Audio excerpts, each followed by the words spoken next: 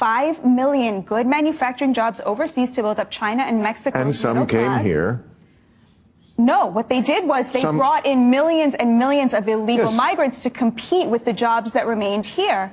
And what Donald Trump said was, we have to stop selling out the working class. That agenda that he laid out, socially moderate, anti-war, and anti-free trade protectionist. Bill Maher brought on this former Democrat here, Batia Ungar Sargon or something like that. It sounds like a Star Wars character name, but regardless, she goes on Bill Maher's show, Real Time with Bill Maher, and absolutely humiliates him for attacking Donald Trump and attacking Trump voters and questioning them, because this person here is a former Democrat and she ended up actually voting for Donald Trump this past election. And of course, people like Bill Maher don't like that very much. You know, it's crazy because Bill Maher, like I've said so many times, it seems like he's coming around on so many issues. He's making so much sense on so many issues. He's bringing people on Real Time with Bill Maher and schooling the woke idiots on being so ridiculous. But whenever the Donald Trump name gets brought up, it's like all logic and reason just goes out the window. And it's not just Bill Maher, it's so many people on the left. TDS is a very real thing. But let's get into this clip here where Bill Maher's audience gets shocked as he gets destroyed on his own show here, Real Time with Bill Maher. Okay, so just like I said, we don't have time to fuck around. I gotta go right at you because, you know, I've known you for a while, and when I first read you, you were a conservative Republican, but not crazy. Like I read you in where? Newsweek, Time Magazine? And I'm not saying you're crazy now, but you went from just a conservative, leaning right to a Trump supporter. Okay, someplace I would never go. And I mean, the night is young, Bill. It is not ever going to be that young. And I'm just wondering what you think now. We're approaching 2 months in. It's funny how like he could just laugh that off and say, I would never do that. But he would vote for a literal empty vessel of a human being in Joe Biden with no problem. Like wouldn't even blink, just voted for him. No questions asked. Like, I'm not going to vote for that Trump guy, even though he's an actual functioning human being. I'm going to vote for Joe Biden, the person who we wouldn't trust to run a cash register at McDonald's, right? He wouldn't be able to bag groceries at a grocery store. He's literally not capable of doing that. I'm not even joking. I don't like joking about it because it's really sad. Like it's genuinely sad to watch the guy be abused like that. But it's the truth. And he would vote for him, no problem. You know, he'd never laugh at, and I bet 20, 30 years ago, if you asked Bill Maher if he would vote for someone like Joe Biden with the cognitive abilities of Joe Biden, he would laugh at it. And he did it. And he'll defend it too. I mean, you must have a feeling in your gut. Look me in the eye and tell me you don't. That this is really going badly and I shouldn't have thrown my lot in with this team. Oh, no, I feel the opposite. All right. Tell me why. I'm so sorry, Bill. No, tell me why. No, I feel so proud of, I mean, I was never a Republican or a conservative. I was a leftist, and I am still a leftist. I'm just a MAGA leftist now because... That makes no sense. Well,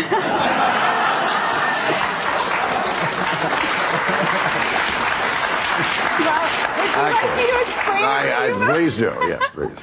When I look at... If you enjoy content like this, then make sure to leave a like and subscribe to the channel. It really does help me out a ton. Let's get back to the video. What President Trump ran on and the agenda that he's enacting right now, he took a Republican Party that was built on social conservatism, foreign interventions and wars, and free trade and free markets. And he basically took an axe to all of those. During the campaign, he said, look, I mean, he's pretty pro-gay. That's pretty obvious. He appointed the highest-ranking out gay person, Scott Bessent, our Secretary of Treasury, which is incredible.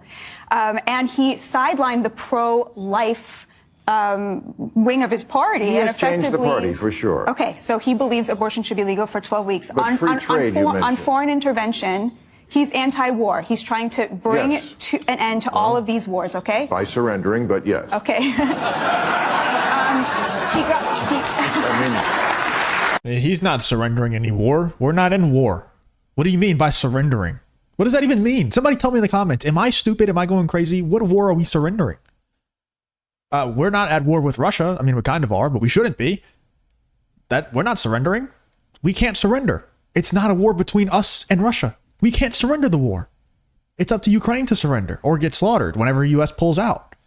You know, we're not in war in the Middle East. We're not involved in a war. So how can we surrender?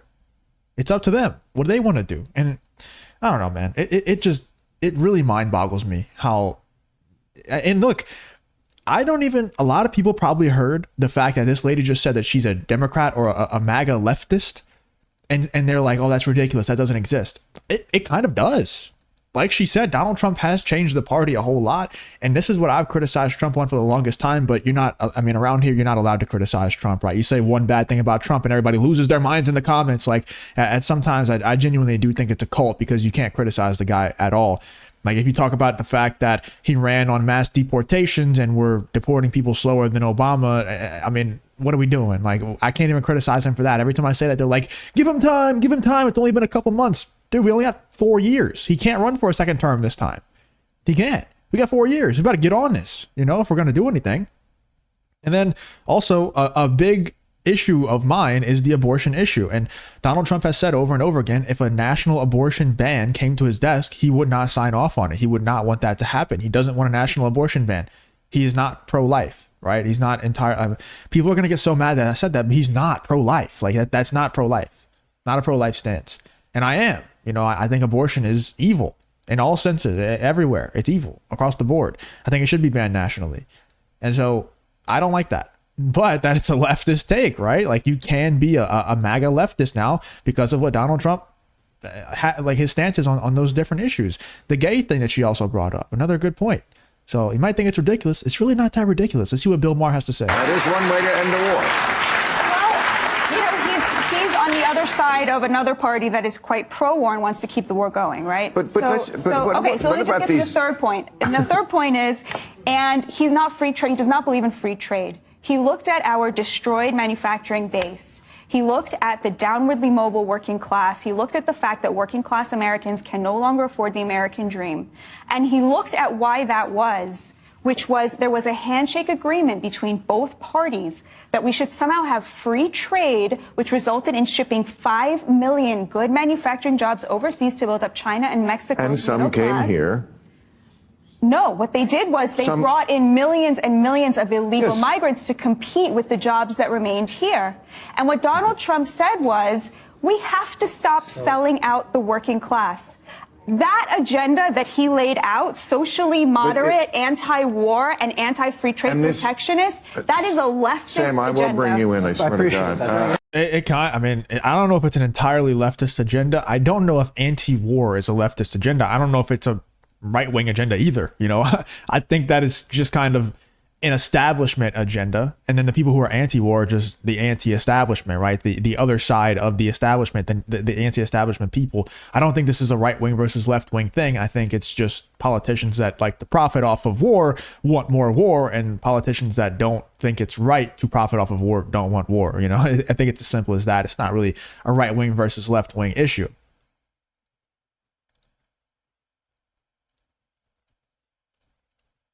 But this debate continued here in this clip right here between Bill Maher and this person that I'm not even going to try to pronounce her name, the Star Wars character name, here live on Real Time with Bill Maher. Let's see what else Bill Maher and this person had to say. I want to answer the question about manufacturing in the 70s. Oh, I don't blame you. I'd go back to that too.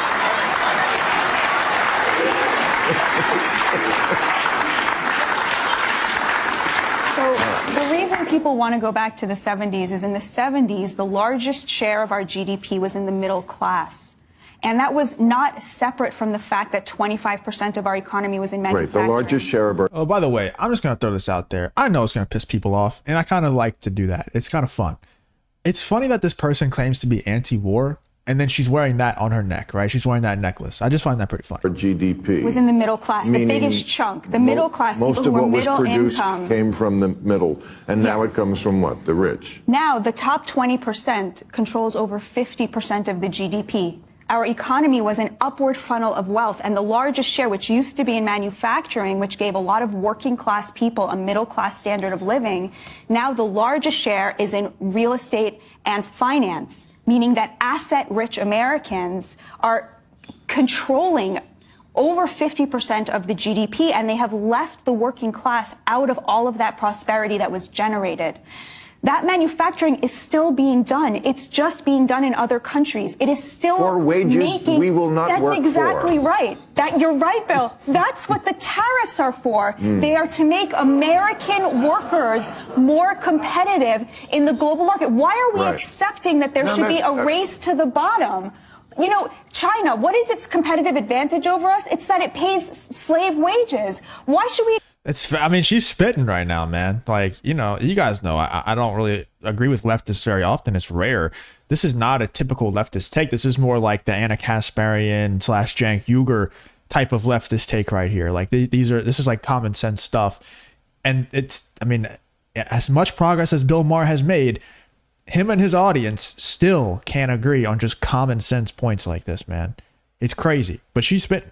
I can't disagree with anything she's saying right now at all. Let me know in the comments if you agree or disagree. Except that they're still manufacturing our PPE, our pharmaceuticals, our cars. They're making all that stuff. Trump says there are 5 industries that we cannot have any kind of national security without having a stake in them. Pharmaceuticals, lumber, steel, aluminum, and I forget what the 5th one was.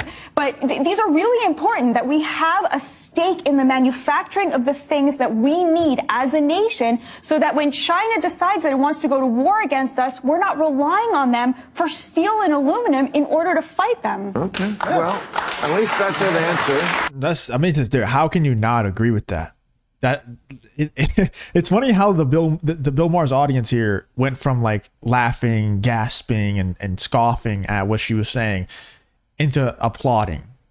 You know, it's funny how they change like that, because you really like whenever it's funny how they just hear the word tariff and all of a sudden they just think, oh, tariff? That's like what Donald Trump does. So I'm going to boo and awe and ooh and scoff because I heard the word tariff.